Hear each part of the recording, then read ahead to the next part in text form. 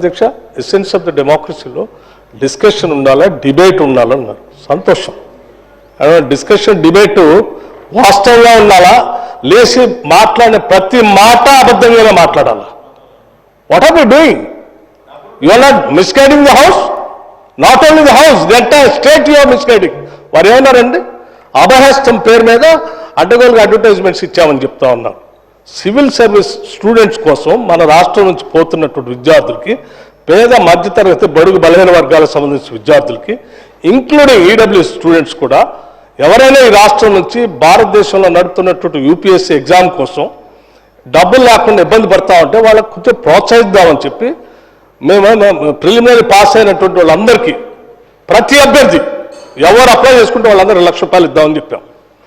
Mains complete చేసి ఇంటర్వ్యూకి పోతా ఉంటే ఢిల్లీకి పోయి ఆడ ఉండటానికి, కోచింగ్ తీసుకోవడానికి ఎంతో కొంత సాయం చేస్తే కొద్దిగా ఎక్కువ మంది ఇంటర్వ్యూలో సెలెక్ట్ అయ్యి మన రాష్ట్ర విద్యార్థులు వస్తే రాష్ట్రానికి గౌరవం, కొంత మర్యాద, కొంత భవిష్యత్తులో వాళ్ళు ఎక్కడున్నా కానీ రాష్ట్ర ప్రయోజనాల కోసం ఉపయోగపడతారని వాళ్ళకు ₹1,00,000 ఇద్దామని చెప్పాం. ఇది మంచి పథకం కదా అధ్యక్ష?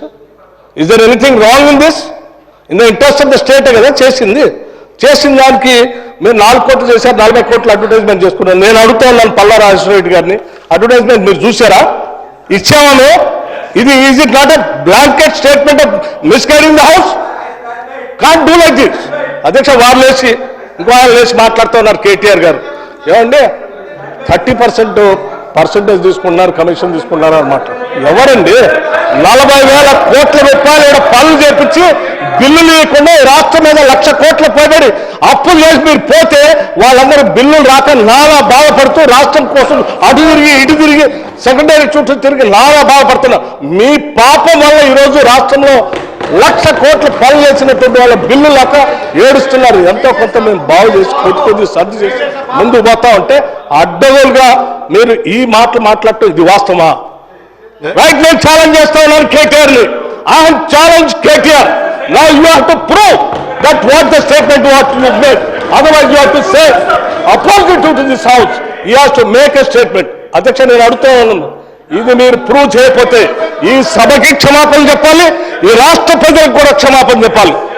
ఈ రకంగా మైక్ దొరికింది కదా అని అడ్డగోలుగా ప్రభుత్వం మీద బ్లాంకెట్ గా ఈ రకమైన స్టేట్మెంట్ ఇస్తే ఇట్ ఈస్ నాట్ కరెక్ట్. అధ్యక్ష గౌరవ సభ్యుడు దీని మీద తిరిగి సమాధానం చెప్పాలి, క్షమాపణ కూడా చెప్పాలి.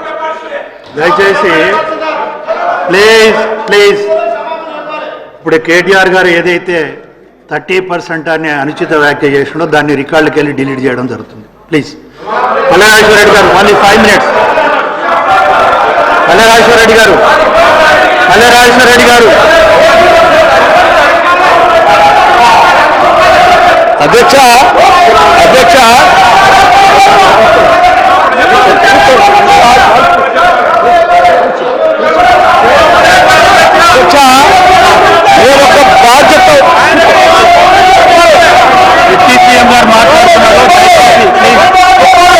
సభ్యులందరూ సహకరించాలి. డిప్యూటీ సీఎం గారు మాట్లాడుతున్నారు, దయచేసి అందరూ సహకరించాలి. అధ్యక్ష మేము రాజకీయ గారు మాట్లాడుతున్నారండి, మీరు కొంచెం వినాలి కూడా. మీరు కూడా కొంచెం సహకరించాలి. కూర్చోండి, అందరు కూర్చోండి.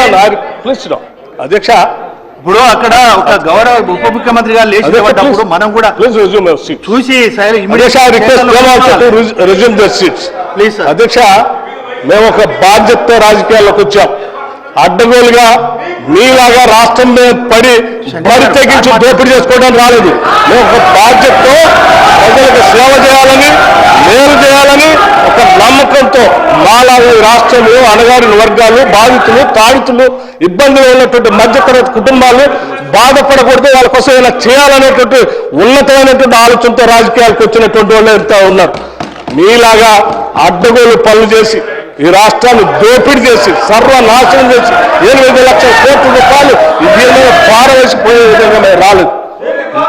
అధ్యక్ష మాట్లాడే ముందు ఒక బాధ్యత ఉండాలి, నిబద్ధత ఉండాలి. గౌరవ సభ్యులు మాట్లాడేటప్పుడు, ఒక స్టేట్మెంట్ చేసేటప్పుడు ఒళ్ళు దగ్గర పెట్టుకొని మనం మాట్లాడేది కరెక్టా కాదా, ఇది మనం ఏం చేస్తున్నాము నిబద్ధతతో మాట్లాడాలి.